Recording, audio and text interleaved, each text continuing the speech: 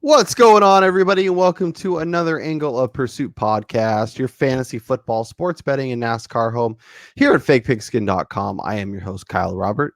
Follow me on Twitter at NotoriousKRO.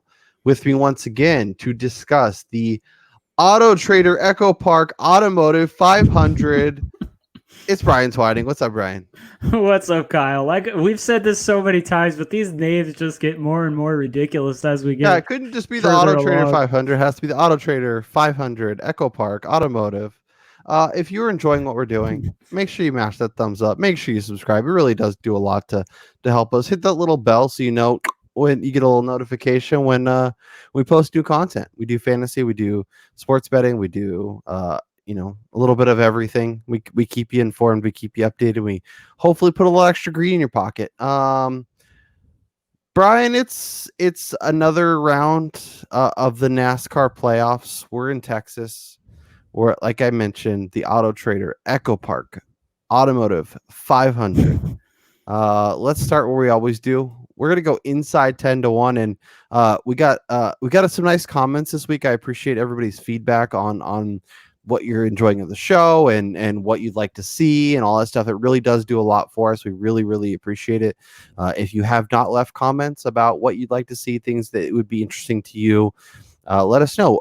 We are using DraftKings Sportsbook as our frame of reference, but we also have, thanks to a listener, a William Hill list pull up. And Brian and I have been kind of perusing some of our favorite picks, and there's some value to be found. So make sure you shop these numbers if you have the ability, if you have a couple options at your fingertips. Check around, see if you can find a better number.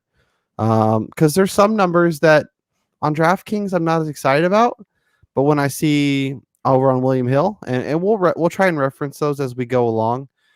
They also have some driver matchups, so maybe Brian and I will find our favorite matchup before we get out of here. But we're going to start inside 10-1 like we always do. And Brian, I know it's gross. I know this is not what we do, but Kevin Harvick is such a monster at this track. Even at plus 240, I think I might need to go there this week. Yeah, he's by far the favorite here because if you go over to William Hill, like we were talking about, he's a 2-1 favorite to win this race. So I mean, on a book that is probably taking in more money on these wagers over at William Hill, to see that number and you're still getting it at plus 240 at DraftKings, you're getting good value. But it shows how much of a favorite he is in this race. Yeah, I mean, he's won 3 of the last 7, 6 top 5 finishes. Also, just been awesome since the restart, winning lots of races, definitely in contention to take down the season crown. Been just incredible. So like they're a great driver who's at a track where he's had tons of success, who's also happened to be running really well.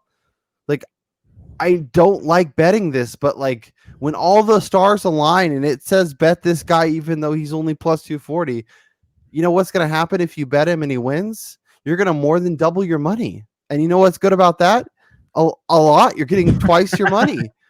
And plus you're getting your initial investment back. So I know that's not our MO, and definitely we will dive down the board to see if we can find some value. But for a guy who's won as consistently as he has, even at plus 240, that might be value.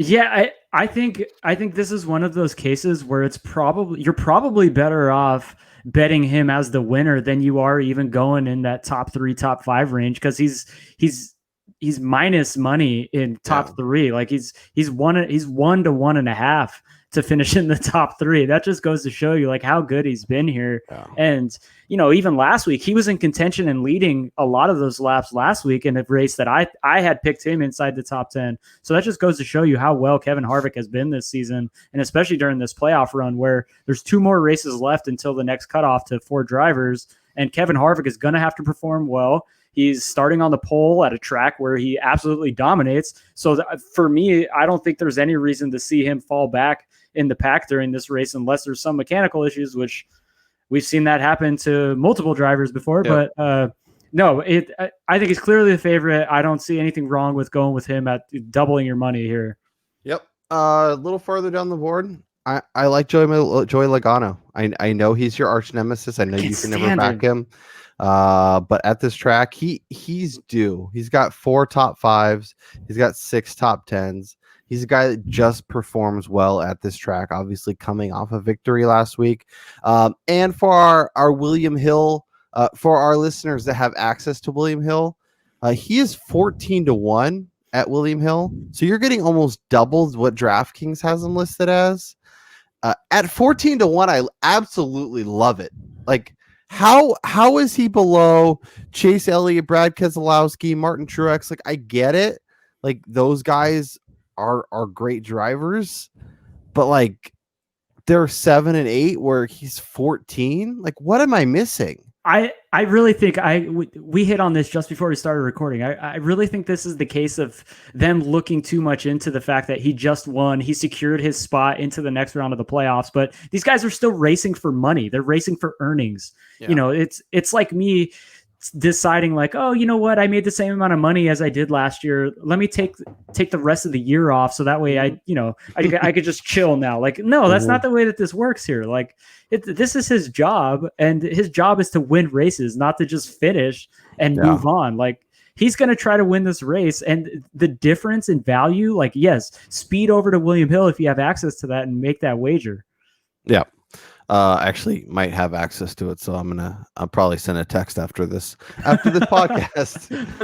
Let's go a little further down. Let's go to 10-1, right on the cut line. Talk to me about Ryan Blaney. So yeah, he hasn't been as successful as these guys by any means, but 4 of the last 5 times he was finished inside the top 10. He has 2 top 5s back in 2018. He has a 7th place finish this season here. Over the last 4 races during this playoff stretch to which he has already been eliminated, he has 3 top 7s, with one of the races happening with a crash, but he was running in the top 10 in that race. He's not racing to move on or anything like that, but just like with Logano, like this guy's racing to win money, he's racing to win earnings. And these guys that are no longer in the playoff hunt, they're looking to ruin somebody else's chances of moving on and to ruin somebody else's ability to, make money and be able to succeed and win a championship. So I like Blaney as a guy who's had decent success here to maybe sneak in there and have the potential to win the race. Yep. No, I like that call quite a bit. Just outside that top 10, we can go to Mr. Kyle Busch. Talk to me about him. Okay, so just like Blaney, not the best success, but 4 of his last 5 times here, he's finished in the top 10. He's got 2 top 5s in that same span. He finished 4th this year. He won back in 2018, so he has been successful at this track before. He still has yet to win a race here, which is, I think, the last time he didn't win a race was way back in like 2004 or something. So Kyle Busch is due to win a race in 2020. He's been racing really well during the playoffs. He's got 5 top 7s, 2 top 5s. He finished 2nd at Bristol. And this is a guy who, coming off of a championship last season, I don't give a crap if he's last in the standings, heading in the playoff standings, or last in the standings for the season. Like, this guy has too much pride to pack it in. He is going to be out there racing to take away somebody else's spot or to ruin somebody else's chances. Kyle Busch is like, he's right up there with the type of driver that like a Dale Earnhardt was, where he does not care about people's feelings. He's there for himself. He's there to win races. And I think this is a track that he has as good a chance as any to get his first victory. Yeah, I like it. Brian, I hope you're ready to talk some more, because you got Mr. Eric Almarola 35-1. We did it last week. We did it the week before. I'm sure we did it the week before that. Talk to me about him and why you're excited about rolling with him this week. All right. If people haven't picked up on this, Eric Amarola is probably one of the 3 or 4 guys that we talk about on a routine basis, because, eventually these guys are going to hit. But, he's a similar kind of successful driver here as Blaney and Kyle Busch. He's got 4 consecutive top 10 finishes here. Now, I'm not advocating picking Almarola by any means to win the race at 35-1, but if you're looking for some easy money and as a top 10 finisher, like this guy, he's raced in that category pretty consistently. He's led a lap at this track each of the last 3 races, regardless of where he started the race at. Since he's since the playoffs have began, I know he's another one that got eliminated, but he's been running in the early teens, like inside the top 10 pretty much every race. It's only been some iffy decisions towards the back end of races that have caused him to lose some positions, but he's looking again to finish the season off strong. And at one point, this was a guy that we were talking about as being the best driver on the circuit for a short period of time. And this is a good track for him. So I'm looking at him as a potential top 10 and a good DFS play as well. I like it. I get the luxury of going to the very low bottom of the board this week and finding value. And I'm going with Austin Dillon, 50-1. Much like your Almarola take, I don't advocate for betting this guy outright, but obviously took the checkered flag last time we were here. Has some success, has, in terms of top 10 finishes, has been in that conversation. Has been running really well over his last few times. He's obviously 50-1. Don't know that I want to bet him outright. But if you go down, take a look. Oh, he's 12-1 for a top 3. He's probably 5 or 6-1 for a top 5. And our lovely friends over at Will Hill have him at 60-1. At that point, I might be a little more interested. Just throw $5 on him, see what happens. And Brian, despite our friends at DK having 28-1 on Eric Jones, a guy that I just can't quit. I just won't do it. He's 50-1 over at Will Hill. Eric Jones, who has 3 top 5s in his last 7, 6 top 10s in his last 7. A guy that I know, we're sounding like broken records, but this guy is trying to secure his seat for 2020 and 2021. He wants to. Let me stop you. He got his seat. All right. Good job, Eric. He will be replacing Bubba Wallace in the 43 Richard Petty car next year. Okay. Yeah. I'm excited to see how that goes. But yeah, I still think he's, obviously trying to finish the season strong, get some good momentum heading into the next year. Brian, I have a few head-to-heads I was looking at over at Will Hill, based on some of the guys we like. I like Eric Almarola. What if I told you could get Eric Almarola at plus 110 against Kurt Busch? Would you be interested? Man, because I like Kurt Busch in that too. Kurt Busch. But I would take Almarola with that, especially at with the plus money. Yeah. Eric Jones is plus 105 versus William Byron. Give me that.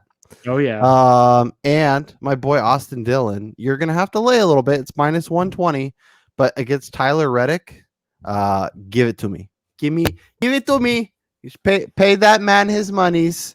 I like those three. I like those 3 head-to-heads if you're looking for some head-to-head matchups this week. And I just noticed one that I actually kind of like is Clint Boyer is plus 110 over Matt DiBenedetto, who Boyer is like the old man of the group of the guys that we like. And he's been pretty successful here as well. So I like Boyer in that matchup. I like DiBenedetto, but I could see where your head's going. It's nice for us to disagree every so often. All right, Brian, it's time right about that time. What is your Autotrader 400, Autotrader 500, Autotrader 600? I don't know. These websites can't seem to figure out what they want to do. What is your best bet for this week? Give me Kyle Busch, top 3, 4-1. Ooh, no, thank you. Hard pass. I'll pass on that. I can't get behind Kyle Busch. For me, this feels too easy, but